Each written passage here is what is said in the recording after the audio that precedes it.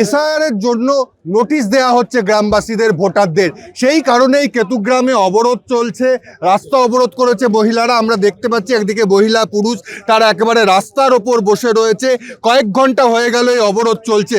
অন্যদিকে দেখাবো যে এই অবরোধ যাতে ওঠে এবং সেই কারণে বিডিও এখানে উপস্থিত রয়েছেন, বিডিওকে দেখা যাচ্ছে। এছাড়াও পুলিশ এখানে ঘটনাস্থলে রয়েছে, কোনো রকম অপ্রীতিকর ঘটনা যাতে না ঘটে।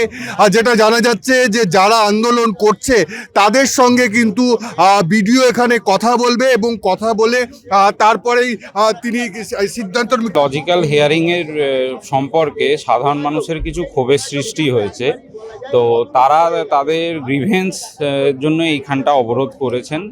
তো সেই জন্য আমি এখানে এসেছি এইখানকার পরিস্থিতি দেখতে, তাদের কি বক্তব্য আমি শুনবো, তারপর যে তাদের যেরকম দাবি থাকবে সেই দাবি দেওয়া আমরা কমিশনকে ফরওয়ার্ড করে দেবো। আইন শৃঙ্খলা বজায় রাখার জন্য প্রশাসনিক কর্তা হিসেবে যেটা করণীয় আমি সেটা করব। হ্যাঁ, এটা লজিক্যাল ডিসক্রিপেন্সিতে বেশ কিছু জিনিস এসছে, সেটা আমরা যতটা হিয়ারিং এর মাধ্যমে সম্ভব আমরা শুনানিতে সেটা ক্লিয়ার করতে দিচ্ছি। একেবারে বিডিও যেমন বললেন, তিনি কিন্তু তাদের সাথে কথা বলবেন আন্দোলনকারীদের সাথে এবং তাদের দাবিগুলো নির্বাচন কমিশনকে জানাবে এবং অবরোধ যাতে উঠে যায়। তবে অবরোধকারীরা স্পষ্ট জানাচ্ছে যতক্ষণ না তাদের দাবি মানা হচ্ছে ততক্ষণ পর্যন্ত এই অবরোধ চলবে।